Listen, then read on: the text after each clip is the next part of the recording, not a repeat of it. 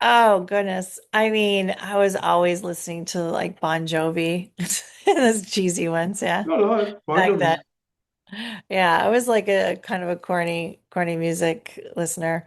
So if it's rock bands, yeah.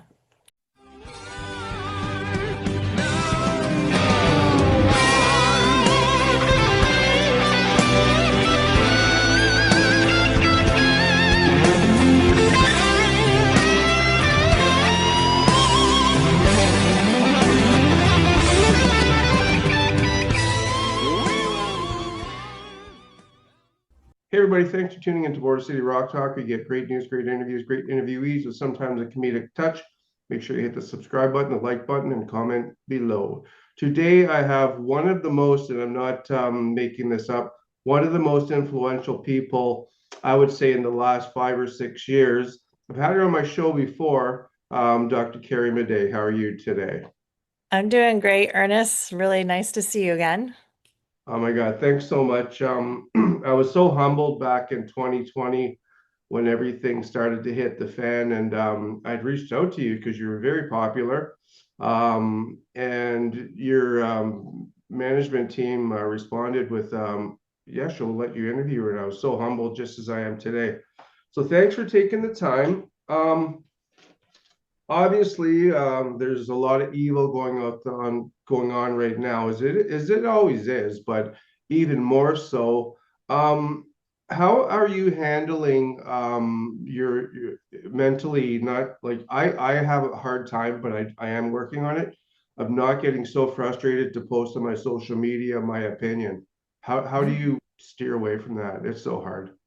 Um, I have to answer God, and so that's what really drives me to still post the truth because I was honestly tired of the attacks that I was getting. And so for a moment, I thought about stopping, but the message now that we put out is more, I think it's even more important than even the beginning of COVID, what's happening right now. Mhm. So there's certain topics that I think that are even more hot buttons than the transhumanism that when it comes to politics, let's put it that way. When it comes to Yeah. politics, that'll get you censored really fast. So it's like they're focusing on politics, but they're ignoring people that talk about transhumanism and AI. So now we can talk about that more freely. My point is we have to speak the truth no matter what the cost. Yeah. And you're talking about transhumanism and everything. And when I first started to read about that, it was actually 30 years ago. I was listening to Art Bell, and he would have guests on. He had Ray Kurzweil on. Tell us a story about, well, give us a bit of a bio.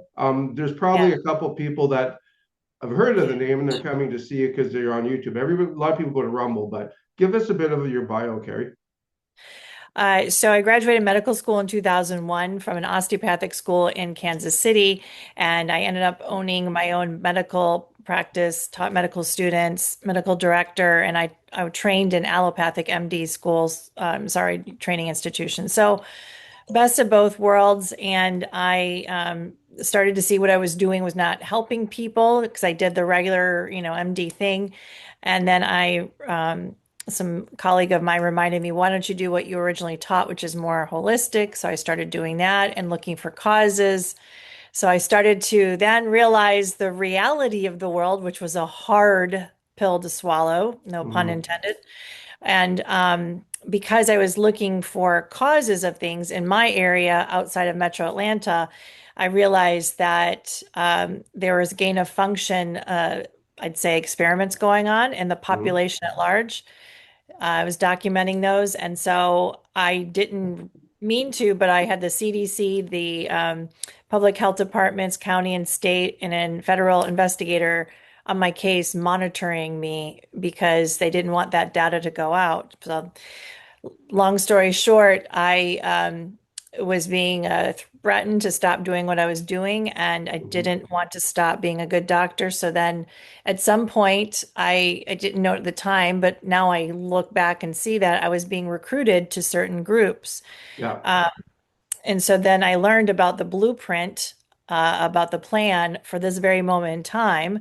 So Hmm. then in 2020, when I saw COVID come out and I realized that was crazy and didn't make sense, I was researching it, saw the word vaccine right away, looked at the ingredients, and then it hit me hard when I realized they were really launching a blitzkrieg on humanity. All the things I learned about in the previous years, they were actually putting in, they're executing. Right. So then I decided that that knowledge was not to be for nothing, and I started to talk about it, and it went viral, and I'm still talking. So tell us about the meeting that you were asked to attend and what they're talking about. So I was getting a lot of heat, and I had some very sympathetic people in the area that I had helped. One was a regional bank manager, and they said, "This is terrible how you're just trying to help people and you're getting attacked." They said, "Perhaps if you joined a certain group, this would grant you protection in some way." And I thought it Wow. was just a Chamber of Commerce meeting. I was very Oh, naive, Ernest. Really naive back then. And I said, yeah. "Oh, okay, I can do Chamber of Commerce." Well, you had to have background checks, referrals, interview. I mean, more than a normal Chamber of Commerce. So anyway, I get approved and I go to the meeting. And this was a divine appointment because it was probably one of the most important meetings that I could have attended. So this was around November of 2014. And we were told we could not drive to the meeting. We had to be bussed in, every Oh, single wow. person. And when we got to the location, all of our cell phones were jammed. So we couldn't use our cell phones. This is 2014. I'd never had this happen before. The doors were locked. I got nervous and I Oh, said, I need to communicate with my clinic. I'm a doctor. And the guys that were at the door that was locked, they kind of laughed. They said, fine. They opened the door. But I went outside. My phone still didn't work. I don't have a car. So I'm stuck. So I go wow. back in. I sit at the table. I start talking to people. They ask me what I do. And I said, I'm a physician. They started laughing. They said, we don't need you. Why are you here? And pretty much they said, our bodies will change. We don't need you. And I thought that was a strange comment, but I kind of ignored it. So the meeting goes on and they get to the meat of the meeting, which was we were all business owners. And they said there are three major issues that we have getting new businesses from other countries to come to our state or Metro Atlanta. The first one is we don't have very good education. So, in essence, people are a little dumb. They talked like that. Wow. Number two, they're too racist. Number three, they're not amenable to new cultures. So, how do we change this quickly so that we could get more business? This was why we were discussing it. So, they bring in a prominent doctor, Sanjay Gupta, CNN at the time. And now I'm in a room, you have to understand, about 1,500 people or so. And I was shocked that I was there because we had CNN, Delta, Georgia Tech, big people there. Now I'm just a little small fish. Yeah. But anyway, he comes up on the stage saying, we have a solution for these issues. So they said they got approval to be one of the test cities for this technology that would be used shortly on people. And they said very soon there'd be a health app that would be downloaded in all the smartphones. About 2 months afterward, everyone's smartphone was downloaded with the health app. And everyone has it if you have a smartphone. I don't care if you're Google or iPhone, it runs in the background even if it's not on your home screen. Hmm. So it's still there. Right. If you look at the drop downs, I've looked at them on iPhone, it'll blow your mind away what they can measure. But anyway, they said this health app will one day be able to be wirelessly communicating with the human body in real time. Right. And he said, this is going to help us have a healthier and better society because they're going to use the parameter of lying with this system. So he said the most obvious or the easiest way to understand this is he's going to say, let me give you the example of two women talking on the phone, Susie and Brenda. Susie says to Brenda, Brenda, you're late for dinner. Where are you? And Brenda says, oh, I'm sorry. I'm at the gym working out. I'll be there shortly. Well, the phone and has been wirelessly connected to her body, and so instantaneously it knows she's lying because of many parameters. One, GPS, two, resting heart rate. Right. Number three, it knows that her blood alcohol content is high. She's Oh, drinking at the bar. It knows the medication she's taking, the lot number.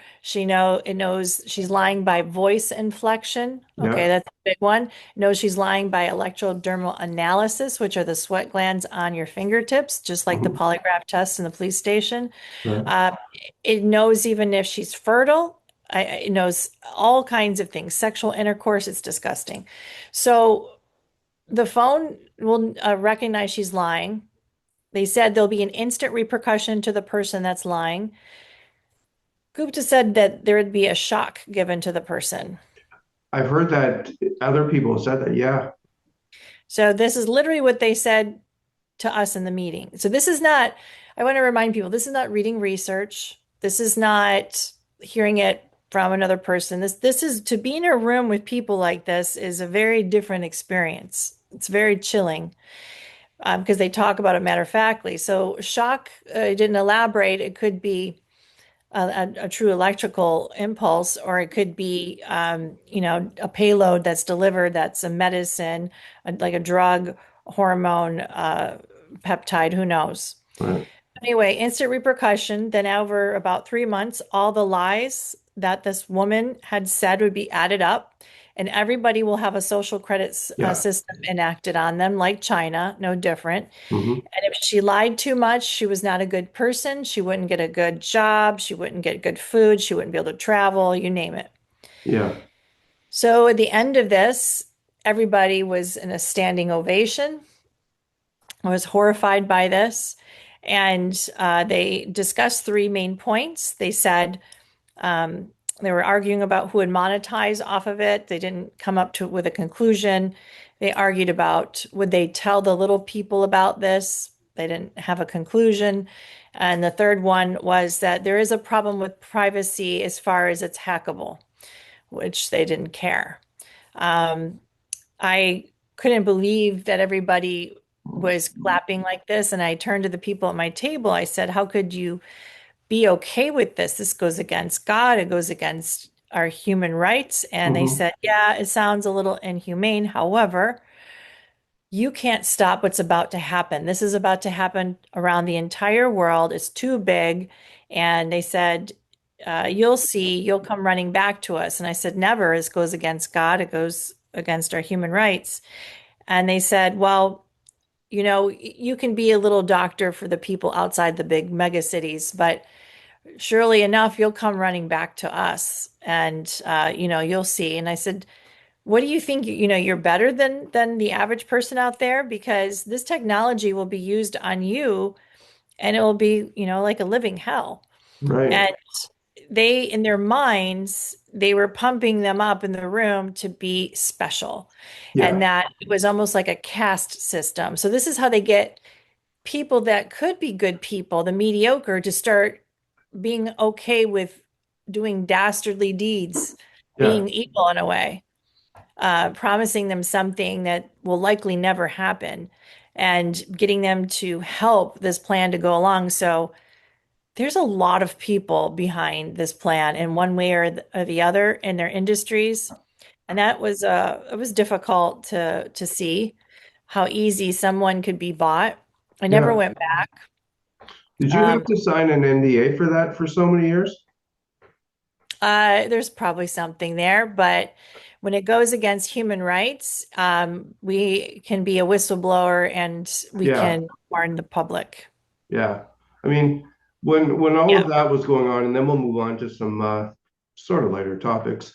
I would explain to people that logically it doesn't make sense, and I would get the feedback of, "Well, they all wouldn't lie to you and all this stuff." And you're talking about, gain of function. I bought this book years ago. I'm not Mm. sure if you've seen it. And then when Yeah. this was all coming out, I mean, would the media lie to you? I bought this book. And then this one is one that changed me as well. I'm sure you know of Aaron. And Hmm. so, I mean, I'm not smarter than anybody else. I read. I don't just listen. If I see somebody saying something on one side that sounds absurd, and then I research it and it is absurd, well, okay, I'll come to my conclusion. But if something doesn't sound right to me, I just don't go along with it. And over the last couple of years, I've started to allow myself to forgive some people that were in my sphere that attacked me for my beliefs, because I do believe a lot of people were brainwashed into, um, well, a lot of them were, I have to keep my job for my family, and I'm starting to understand the pressure then. And people are, a lot of people are not very brave. And then a lot of people were just unfortunately brainwashed by the media. And tell the viewers how easy it is to be brainwashed. Well, it's your reality is kind of shaped by all the people around you, isn't it? Right, right. It's, if all the people are saying the sky is red, is red, is red, soon enough, most people would believe it. Sure. So we have to keep our critically thinking skills, and we also have to have a strong sense of identity. That's what's going to, Yeah, be the make or break here. So my identity comes from knowing that I am a daughter of the living God. And I know that that gives me my rules to go by, my standards, my ethics, my boundaries, what I live for, what I die for. I also know I'm an American free woman, so I also know that I have freedom. I have a Bill of Rights, Constitution, human rights. So those things trump everything else that happens in my reality.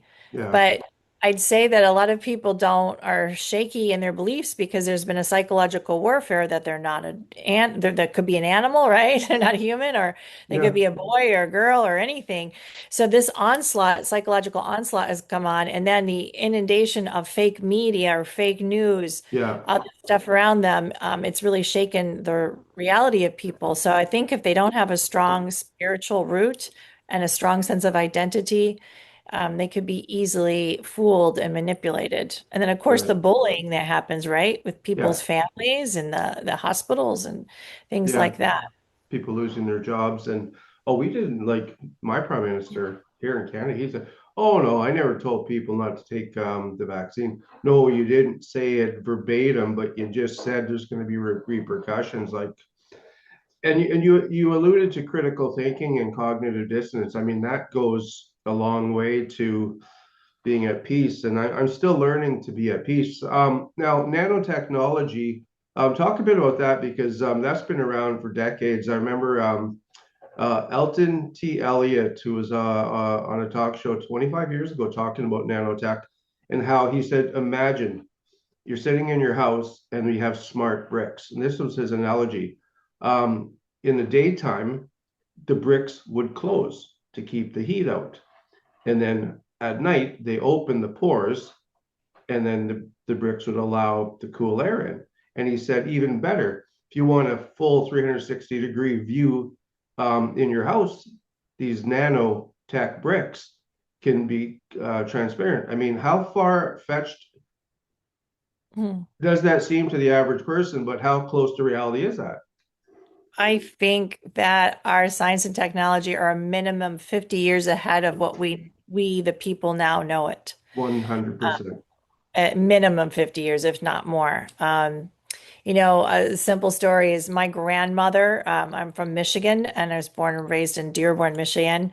Um, and it's at the time it was mostly automobile working families. But my grandmother, when she was a child, she was there, and they had special schools there.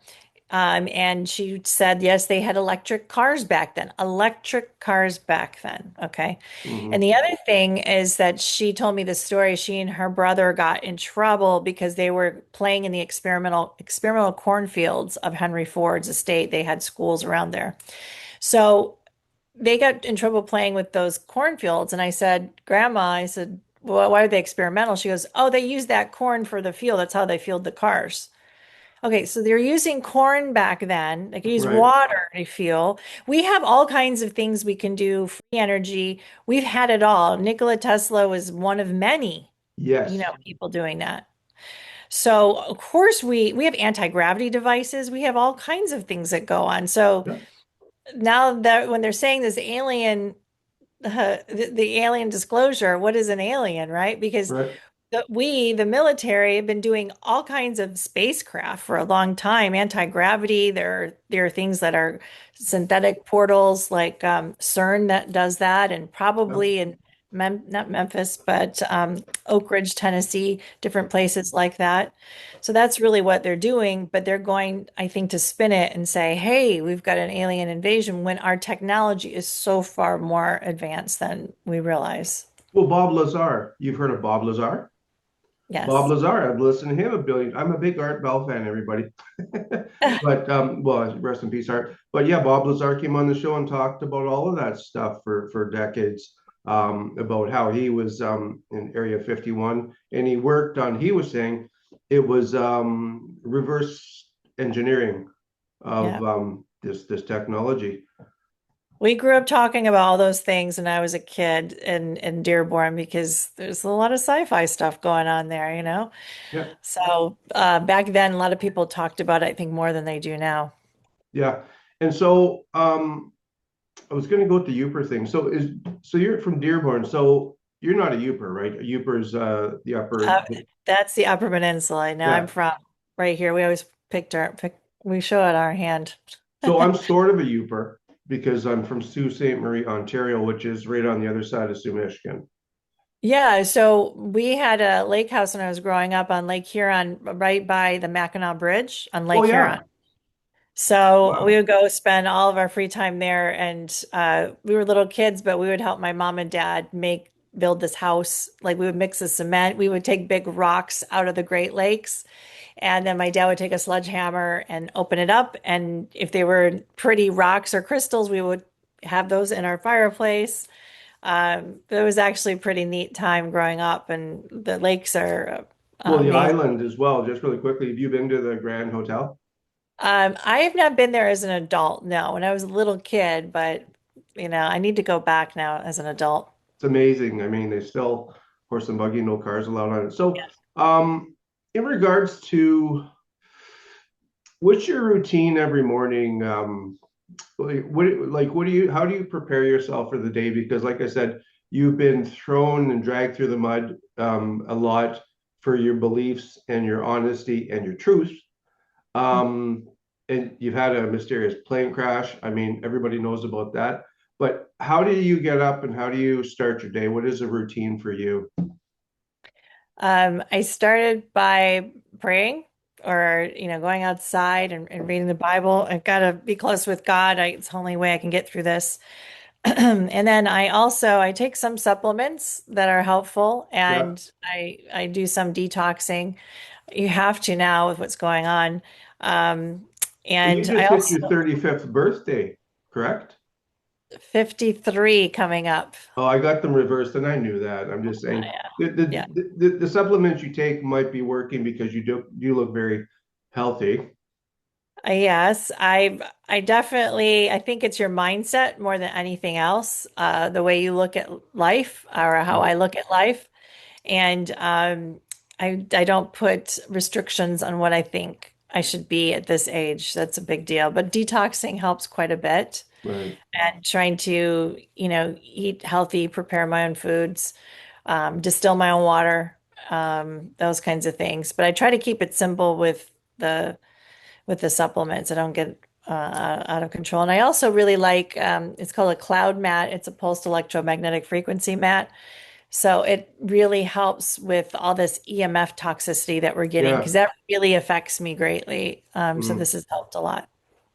Yeah, I've been trying to, be cleaner in a lot of ways. I don't drink now. It's been a short time for people looking at my history, but it's been good for me. And I'm grateful for that.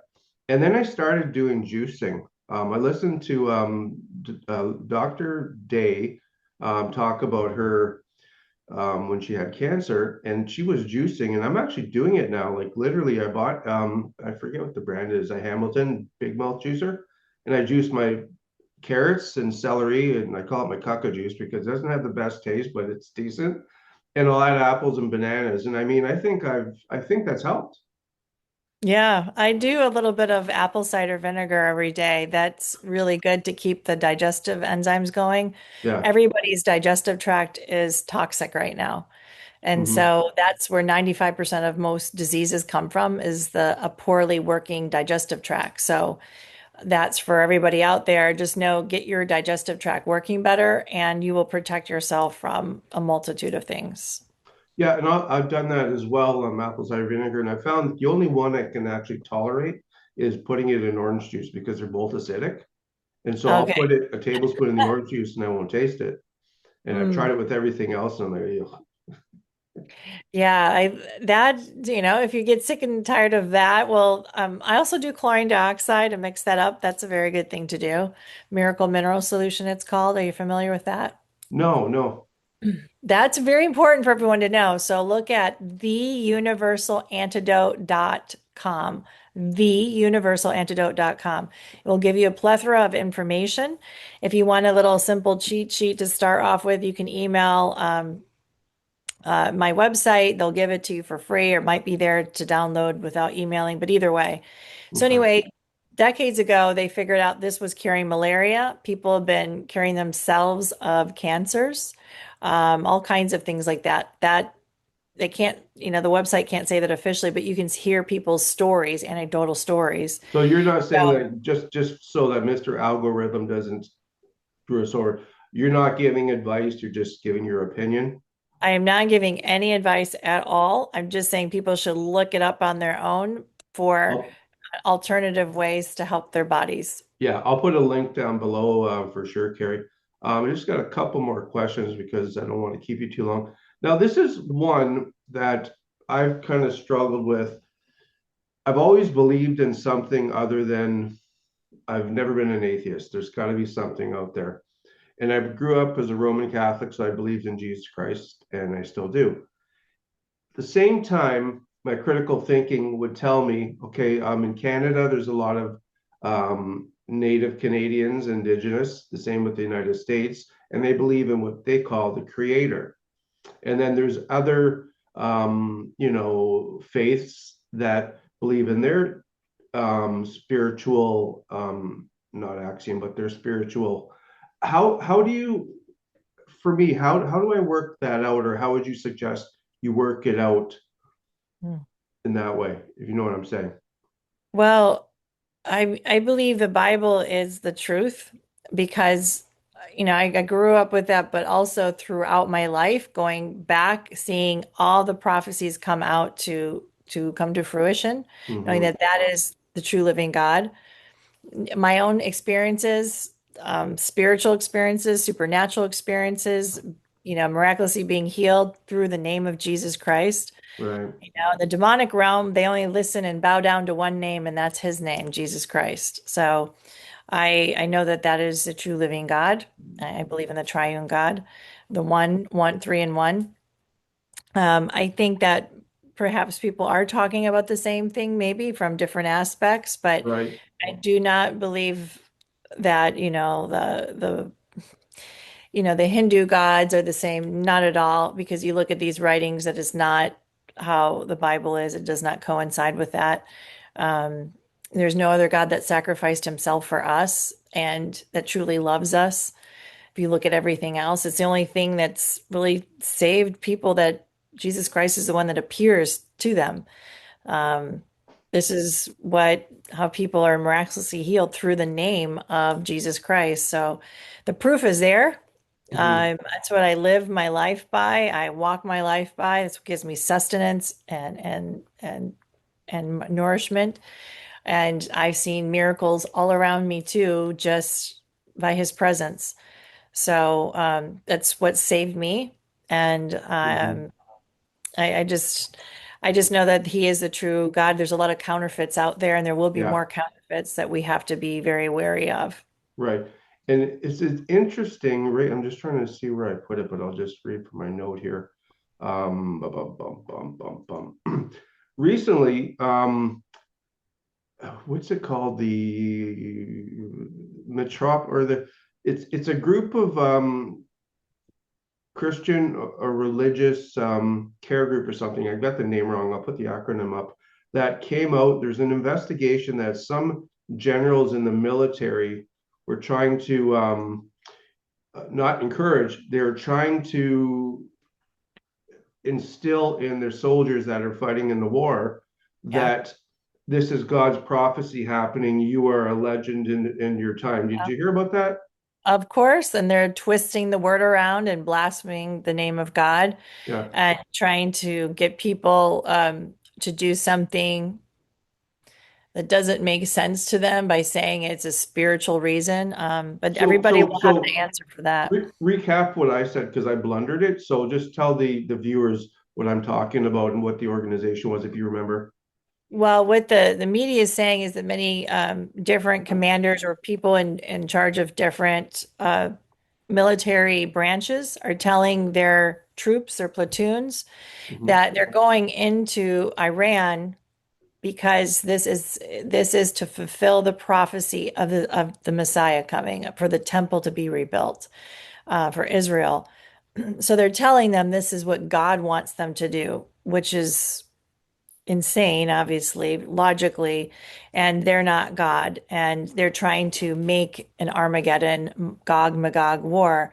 Right. So it's a counterfeit to the real thing. Again, it's an antichrist spirit. Yeah, and I just looked it up, and it's the Military Religious Freedom Foundation, Mhm. was the group that brought this to the attention of, I guess, the media. So, I mean, that says a lot there. Now, I wanted to actually thank you. A lot of people don't know what you do behind the scenes, and we had a talk about 2 years ago, and I told you that I was an alcoholic. I'm not ashamed to say it; it's a disease. And like I said, I'm not drinking currently. It's been a while for me. It's been a long time for me. And after we talked, you asked if I wanted to pray with you, and this was off camera. And I just wanted to thank you for that because why else would you do that unless you were truly who you are? That was just really nice. And I want people to know that. Yeah. Well, thank you. I think that that's what we should do for one another. People have prayed for me, and the most powerful time was after the plane crash because that's why I'm fully healed and I lived the Yeah. prayers and God's intervention. Are you So able to talk about the outcome of that investigation? I thought at some point I read maybe that you weren't even allowed to participate in the investigation, or that is correct. I was cut out of the investigation, which doesn't make sense. I was the only one coherent the whole time. The plane was underinsured a month before, which is criminal, and there's no answer for that one. So, there's no compensation for me for my injuries. Um, um, and I, there's a lot of things that shouldn't have happened. So, very suspicious on many levels. And I was forced to sign a contract to say that I would not go after anybody that was involved in any aspect. And I didn't really have a choice, let's put it that way. So, yeah, um, I just know that God saved me, and you can't put a price on your health. your So life, I'm yeah. just very grateful for that, and I just had to close that door and not try to figure out why anymore, and just walk away. Yeah, well, we kind of know why, what you just don't want to publicly. Yeah, and so just so people will say, well, in comments, well, what were we talking about? She was in a plane crash in a Cessna or something like that, a small plane, two Piper. passenger. Yeah, just you and one other person. So we don't have to get into who that was. So yeah, um, glad you're. Oh, I wanted to bump. I say a lot of bumps when I'm trying to think, and that's why my interviews are kind of corny. But oh yeah, since this is a rock, I've interviewed Kim Iverson, who's not a rock star, but you know Kim. You've heard of Kim, yeah. Uh-huh. So, anyways, I asked her favorite rocker because people come to the channel for 99% rock interviews. You got a famous 80s or 90s rock hair metal band that you like? 80s or 90s hair band, you said? Yeah, like we're in the same age demographic. Oh goodness. I mean, I was always listening to like Bon Jovi, those cheesy ones, yeah. No, no, Bon Back then. Jovi's, Yeah, I was like a kind of a corny music listener. So if it's rock bands, yeah. yeah, And I did like back then. I mean, my music style's changed now, so yeah. more worship music. But my friend is Pastor Casper McLeod. Have you ever heard him? No, You should look him up. So he does virtuoso guitars, but he also did rock. He was in a rock band too. He signed with Atlantic Records, but left because, it was so evil. And he worked with some pretty big names back in the day. He still plays guitar. He's in his 70s. wow. Um, Yeah, he's a good friend of mine. So I love to listen to him play. He's brilliant on the guitar. I did listen to some Christian rock years ago when I was dating a person. December Radio. You heard of them? No. They have a Mm-mm. song called Drifter. I'm going to send it to you. It's a great acoustic song. It's Okay. about you'll love it. And then is there anything else? I could talk to you for hours, but I know that you have tons of things going on, Carrie. I'll put your website in the links below. And shoot. I mean, I knew there was something I wanted to I'll ask. have to send you Pastor Casper's some of his work. So Oh yeah, you might enjoy listening to him. yeah, for sure. So, I think you know the routine. What's the opposite of unsubscribe?